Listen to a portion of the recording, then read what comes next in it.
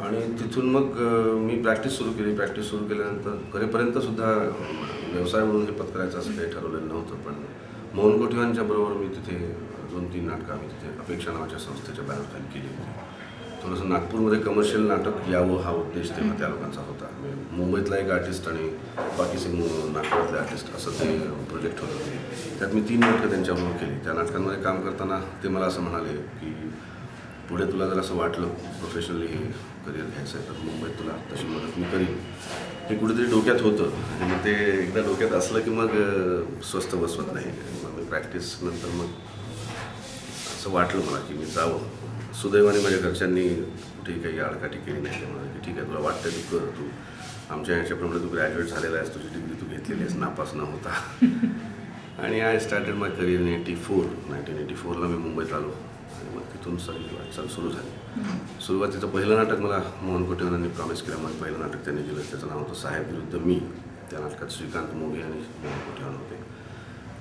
आणि मग तिथून हळूहळू संधी मिळत गेली. पणशीकरांकडे काम केलं, तरुण मुलांकडे काम केलं, कलावैभवमध्ये काम केलं, मोहन वाघांकडे काम केलं. असं करता करता आज जवळपास 49 नाटकं या 26-27 वर्षात मी केली. I am satisfied.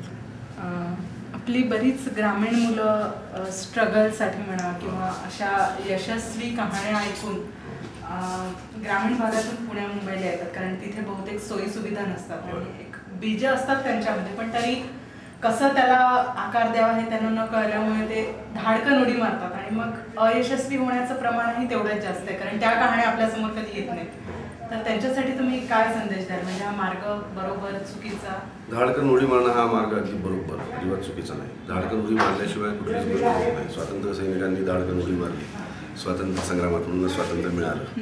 कुठलाही असा निर्णय जो असतो तो मला असं वाटतं की मनाचा कौल घ्यावा लागतो. मन जर तुमचं तुम्हाला सांगत असेल आणि काम करण्याची, कष्ट करण्याची, वाट पाहण्याची, वेळ पाळण्याची, कामावर मनापासून प्रेम करण्याची जर तयारी असेल तर मला असं वाटतं काहीच कठीण नाही. म्हणजे अगदी जंगलामध्ये धनुष्यबाण चालवणारा तो गोल्ड लिंबारांचा कोणता तो त्याला पण गोल्ड मेडल मिळू शकतं. तसं काही नाही आहे. ॲक्च्युली लँग्वेजचा एक कॉम्प्लेक्स असतो तो, पण मला असं वाटतं काही ठेवायची गरज नाही. प्रत्येक लँग्वेज ही त्याच्या दृष्टीने योग्यच असते.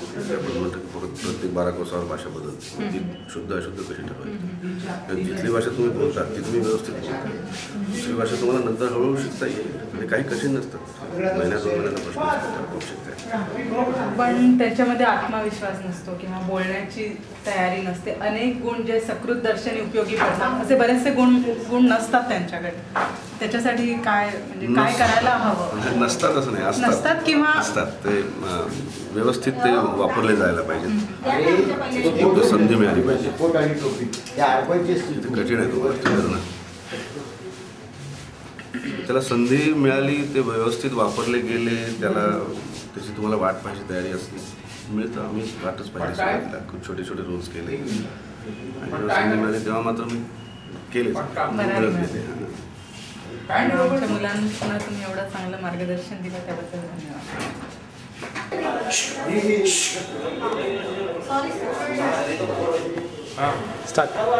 ज्येष्ठ अभिनेते अविनाश खर्शीकर आपल्याबरोबर आहेत. नमस्कार.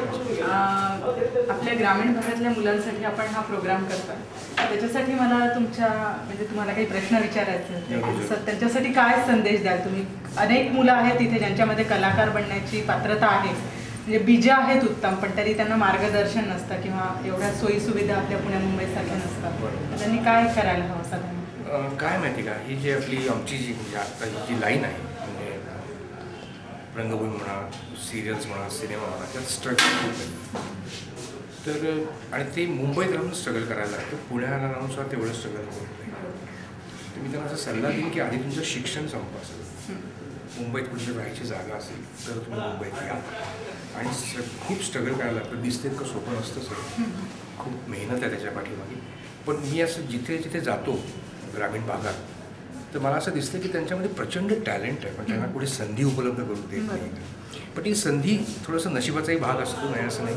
आत्तासुद्धा खूप ग्रामीण भागात स्टार झाले. नारायणपुरेसारखा माणूस खूप छोट्या गावात आणि आज मोठा स्टार आहे. तर त्याचं उदाहरण लक्षात घ्या तुम्ही की त्यांनी खूप स्ट्रगल केलं आहे आयुष्यात. तेवढा स्ट्रगल करायची तयारी असेल तर जरूर या. आम्ही सगळेजण मदत करायला थांबलोच होतो. नाट्य शिबिरांचा काही फायदा होतो की नाही? होतो, डेफिनेटली होतो. कारण तर एक ओपनिंग मिळतं त्यांना, थोडंसं असं ओपन होतात माणसं. जे अशी बुजलेली छोट्या खेळात नाही आलेली मुलं असतात त्यांना थोडंसं त्यांना ओपन अप करण्यासाठी हा खूप चांगला मार्ग आहे. कारण त्यांच्यामध्ये बोलण्याचा कॉन्फिडन्स नसतो किंवा वाचण्यामध्ये प्रॉब्लेम्स असतात, भाषेचे प्रॉब्लेम्स असतात, स्टेजवर कसं उभं राहायचं किंवा एकंदरीतच जो धीटपणा आहे तसा लागतो. थोडंसं शिक्षणाने मिळतं ते, नाही असं नाही. पण उपजत जर टॅलेंट असेल तर थोडं शिक्षण जरा मदतच करेल, काही त्याला त्रास होणार नाही. शिबिर केला काही हरकत नाही. बरं, त्यांच्यासाठी काही संदेश नाही, मेहनत खूप करायला लागते. ती मेहनत करायची तयारी असेल आणि पहिले 1-2 वर्ष तुमच्या पोटापाण्याचा जर काही प्रश्न नसेल तर तुम्ही जरूर इकडे या, जरूर स्ट्रगल करा.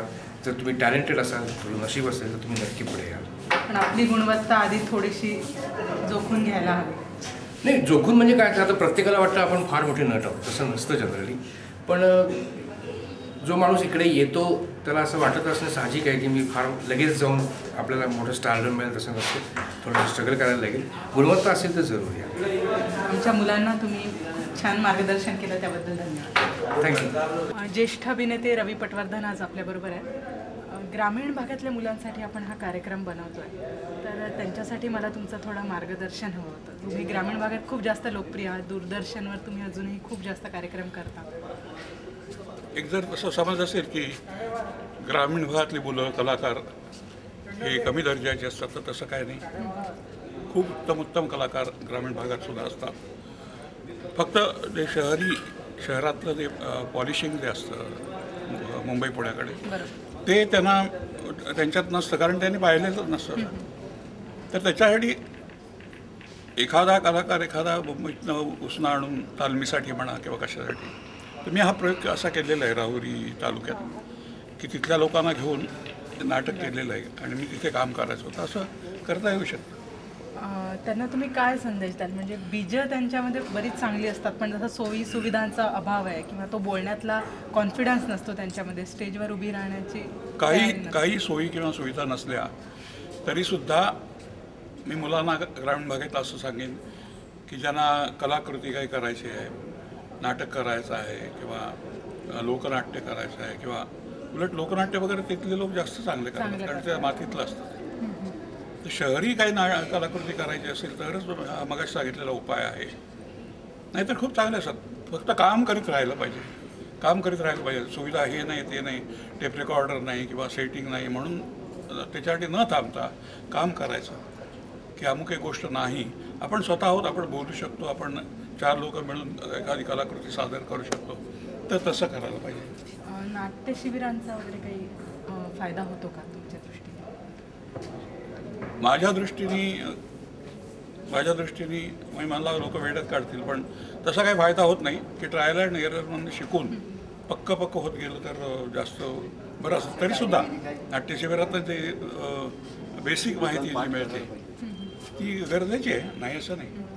पण तसा काही विशेष खूप फायदा होतो असं नाही. प्रत्यक्ष अनुभवातनं जे शिकता येतं ना ते असं ऐकून असं नाही. आमच्या मुलांना खूप चांगलं मार्गदर्शन केलं त्याबद्दल.